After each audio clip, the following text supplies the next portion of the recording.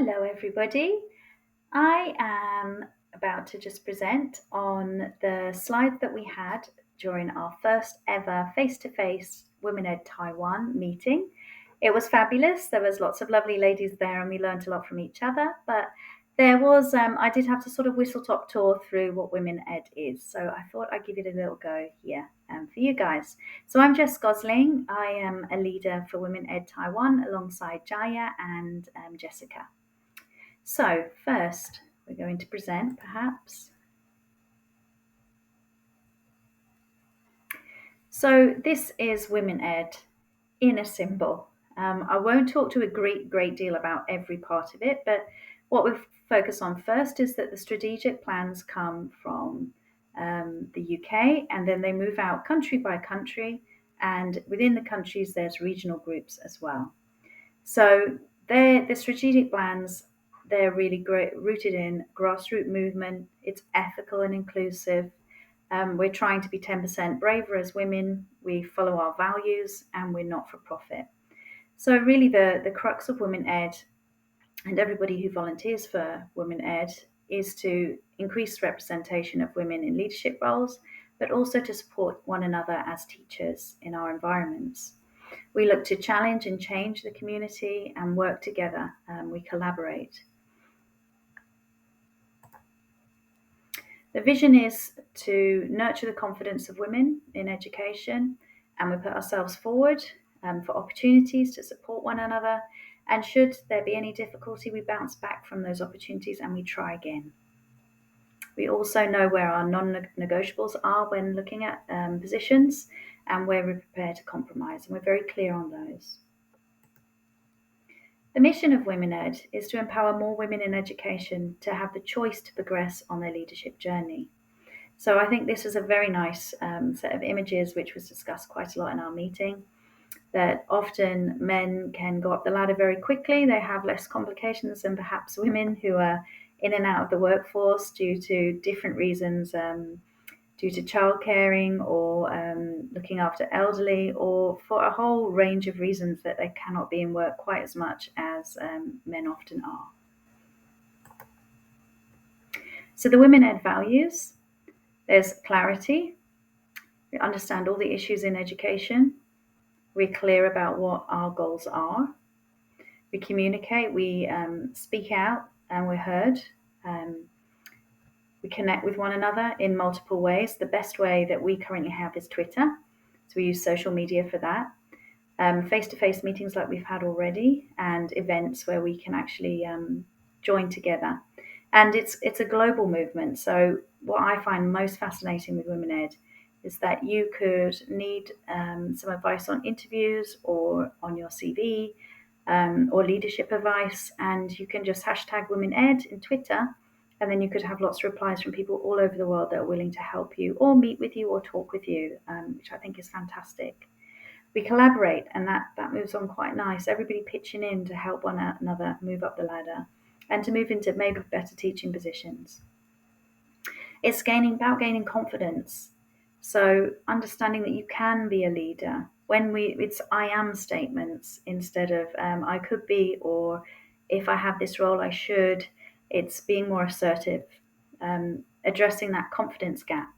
The statistics are within 6 years, often males in primary schools become leaders, whilst it takes more than 10 years for females to consider themselves good enough to be a leader. So it's recognizing you are good enough at what you do. You can advance up the ladder. The community is fantastic. There's, like I said, a worldwide global community. We all support one another, and also in our aims. And we challenge ourselves. What more can you be capable of? What else can you do? Instead of just thinking, no, this is my limits, this is what I'm happy to do, this is my comfort zone. It's pushing yourself beyond that. Looking at different things you can do in your own school, in your own system you're part of, or as an individual. And ultimately, change. We look for change. And I'll show you some of the issues. They will come up soon, what we're trying to change. So the campaigns. Increase representation of women in leadership roles. Now we've got the glass ceiling here. Women have more issues trying to get into leadership roles for various reasons. So we're trying to break through that glass ceiling, one of the reasons being our confidence.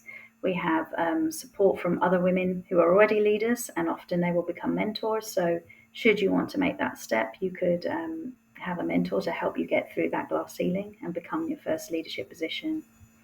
We want to increase the diversity of women in leadership roles, and for this, WomenEd have actually funded a course where 20% of the individuals accepted to be on the course are of diverse ethnic background. So it's trying to get more diverse ethnicities within leadership within our schools. Advocate for flexible working practices. So a lot of women feel very limited because they can't raise a family, look after a house perhaps, and work full time as a head teacher. So the idea is that we start looking at other ways that head teachers can work together, or senior leadership. So flexible working hours, split days are an example of that. And reduce the gender pay gap. So there is still a pay gap between male and females within schools. So working to reduce that. One of the reasons being, as I discussed before, that women will often go to leadership later, after navigating a few different things, or lack to their own lack of confidence to put themselves forward for it. So often they're perhaps the same age as their male peer, and they're not on quite the same salary. So it's trying to get the pay gap narrowed. Also, instead of when women take time out to have their family, for example, trying to support that and stop that being like an issue with the pay as well. Often when you're working part-time, you don't quite get the years in service, so to speak. So in the UK, 2% of teachers in secondary schools are women, but they comprise of just 39% as head teachers. Whilst in primary schools, although men make up only 15% of the workforce, they hold 28% of head teacher roles, which we can see is a major issue. We need people who are leading us, that we need schools that have a diverse leadership, have equal gender roles in management positions, just to support us, and also just to have equality that we need within our schools. And it's also role models for children too.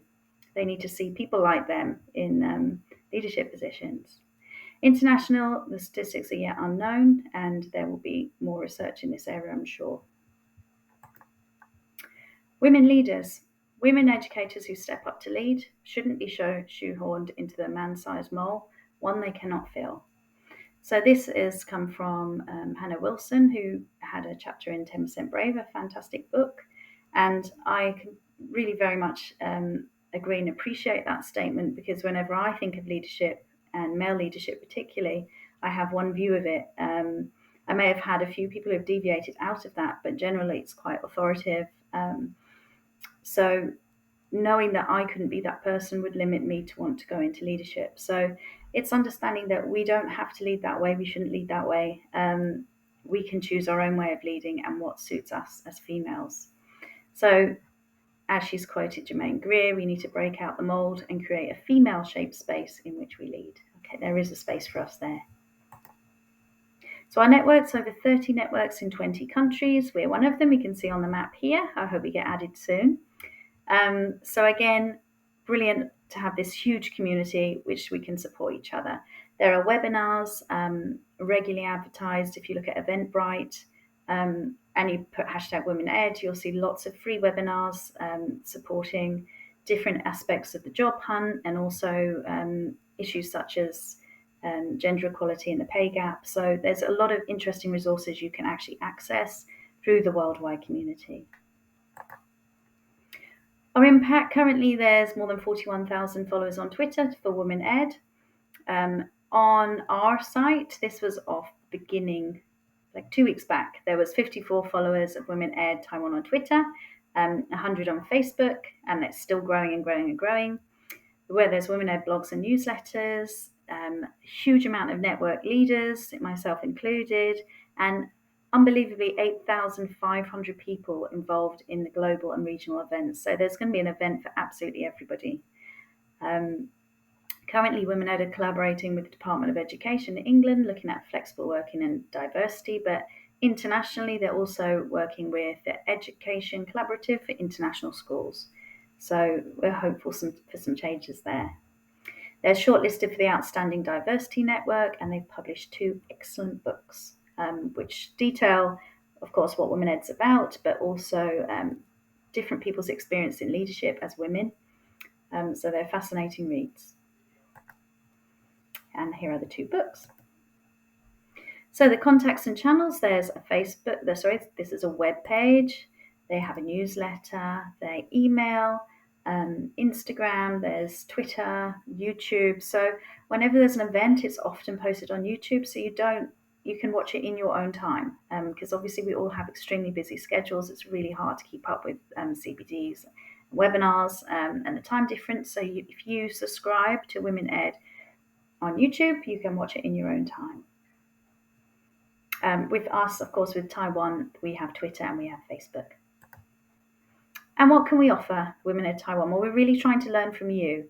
So what we've already put out after our initial discussion is a poll that's on Twitter and Facebook, where we can decide what our next event will be about.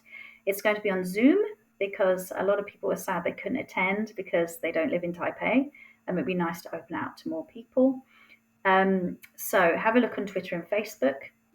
So you can see the 2 options that we have for the next, well, it's not 2, it's 4 options, but 2 very strong options are coming forward at the moment for our next webinars. So we will give you advice and guidance on in specific areas that will be an interest to the community, but also we're here for you if you have any work-related queries. We're happy to answer them too. Both Jaya and I are teachers currently in international schools, so we may be able to help. We have obviously this network of local support. We're here for you, and we want to help you any way we can. And you have your your global community, amazing support from educators all around the world, and that includes head teachers as well at all levels. But we're very, very open to your ideas, and we want to develop this. We want it to be a collaborative project, so we need your ideas. So we'd be really, really grateful if you could ever post them on Twitter for us, or in Facebook. We would prefer most communications to be through Twitter, just because we can tag in so many more things and so many more people through Twitter. Facebook is a closed group. So I would really recommend you get on Twitter, and if you could really give us some ideas for what you'd really like, that'd be excellent. So it's at WomenEdTW, as easy as that. So we had a lovely question at the end of our session, which was, in our year of being braver, how will you be 10% braver? And that's something to think about and something to leave you with. We had some excellent answers in our room, and some really thought out deep discussions about what small things can you do to be braver. We're not saying you need to be 100% braver and go and apply to be a senior leader, but we're saying that little bit braver, put yourself forward that little bit more, argue that point, feel stronger, because we are strong together. Thank you, everybody. I hope to see you either on Zoom or at a face-to-face event soon. Have a great day. Bye.